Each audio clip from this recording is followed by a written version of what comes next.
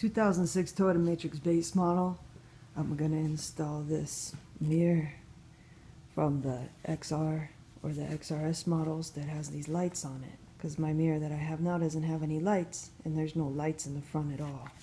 I replaced the incandescents in the back lights with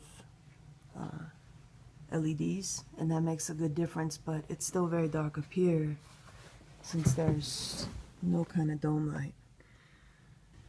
I got this mirror from the junkyard today. It was only $7, and I reached behind the headliner to see exactly how it was getting its power. So I took this whole wiring setup just to make it a little bit easier, but then I noticed that this was actually a little bit broken here. Well, a lot broken. So I'm going to repair this and then go ahead and install this. To make it easier to work on and to make it easier to clean, because I had to clean it, I'm going to disconnect this electrical. There's just a tab right back here that I'm going to put a tool on and then pull it out. I think this was probably damaged when somebody replaced the windshield, because you can see it's been cut like with a sharp tool.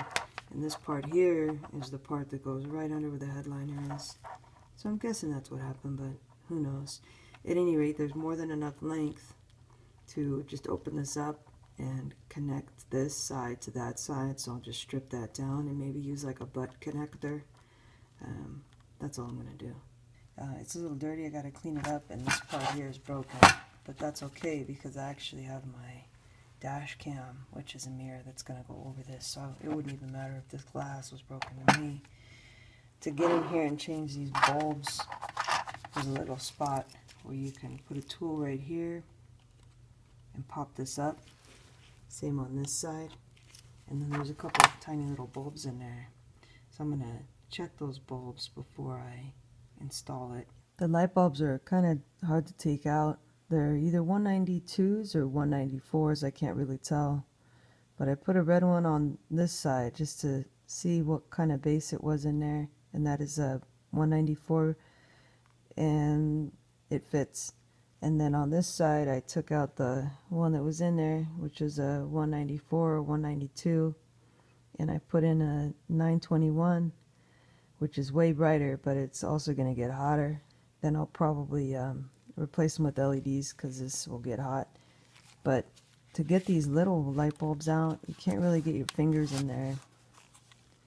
I took some electrical tape and just kind of wrapped it around the light as much as I could, and then pulled on the electrical tape. And that worked. We're going to disconnect the battery. We're going to pop back this 8-pillar plastic trim.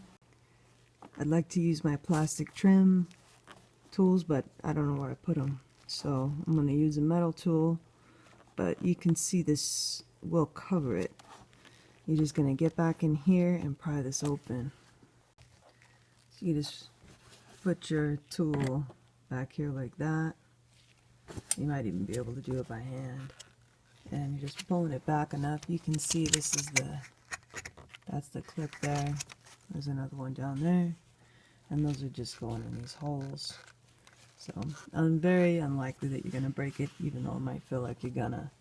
This is the wire from my camera, so we're not gonna mess with that right now. This is gonna be our electrical for the various lights. So let's open this up, see what we got inside. I just kind of pulled back this electrical tape that was around here and then cut it off. And then there's 3 wires.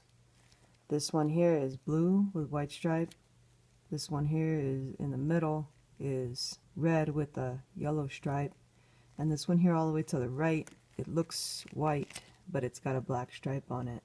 So this is a slightly different setup than the matrix that I pulled the mirror off of, because that matrix didn't have the lights like this when it was a 2003 or a 2004, and it didn't have these kind of lights, which even by 2006 the base model had these, where you have a switch.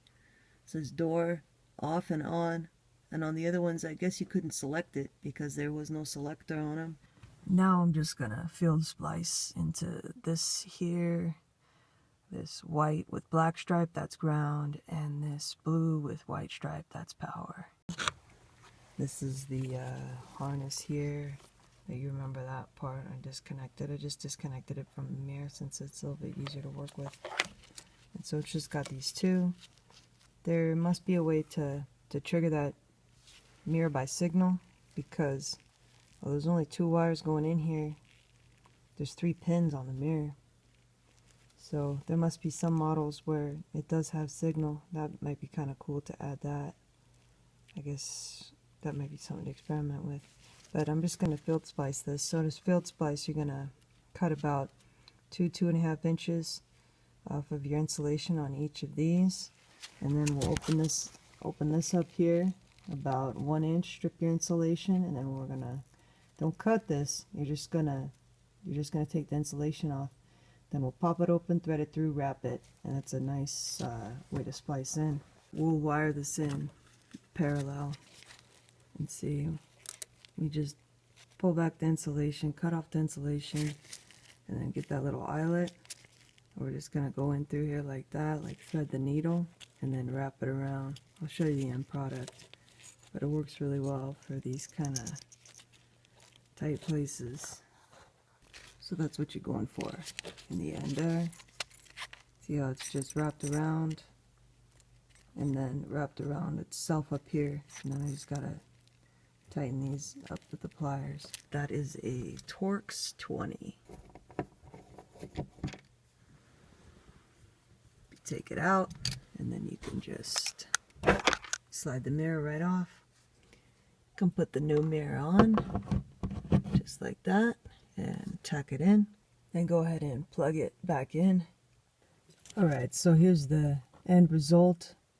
This is the signal. I checked it. So this is power and this is ground. So I went into power and ground, and then maybe in the future I might experiment with this signal, but not right now. So I got those all covered up with a bunch of electrical tape, got a couple zip ties on there. And so we're in parallel on that. I hooked the battery up and we have lights. There we go. You can see this one's much brighter now with this 921. Way bright. So don't forget to get that little clip thing from the junkyard. If you don't find that, just maybe wrap some electrical tape around there or something. But you can see there's the wire there. I just ended up running it, tucking it in behind this headliner.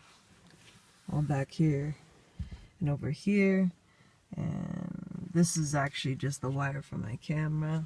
This is a camera thing. It's got the camera here. I really like this. It's a very nice mirror. It's got great quality camera on it too. But so now I got this light going on. That's pretty cool. Pretty happy about that. Don't freak out about the wires. I got this big thing here because I had to repair the wire. But if you get one that didn't have to be repaired, you're not gonna have all this right here. I do think that was cut by a windshield installer, just because when I was running my finger back here, I can feel where the urethane is actually kind of glued to the headliner. It actually kind of leaked down maybe when they were installing this. Maybe it's a little tricky to put these windshields on. I don't know. I've never done it, but whatever, not a big deal. Just deal with it. So maybe if you do have this, it would probably be a good idea to go ahead and pull it out first before you get your windshield replaced. Big improvement for people who don't have moonroofs to be able to have this light up here. I'm outside right now. It's dark, and I'll show you how nice this light is. Look at that. Wow, what a difference. That's just that light. Really great. Very pleased.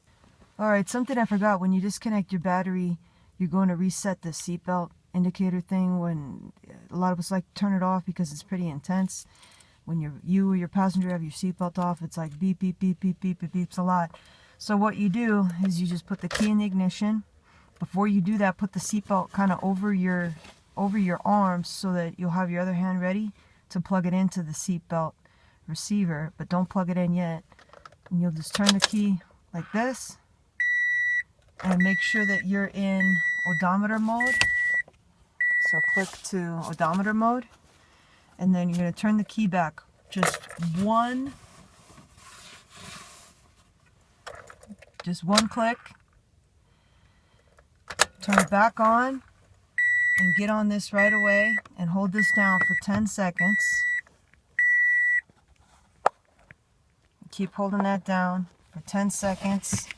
And then with your other hand, you're going to plug in your seatbelt and it's going to go to that mode. See how that says be on, be off? Turn it to off and you won't have the seatbelt indicator thing. So that's how you do that.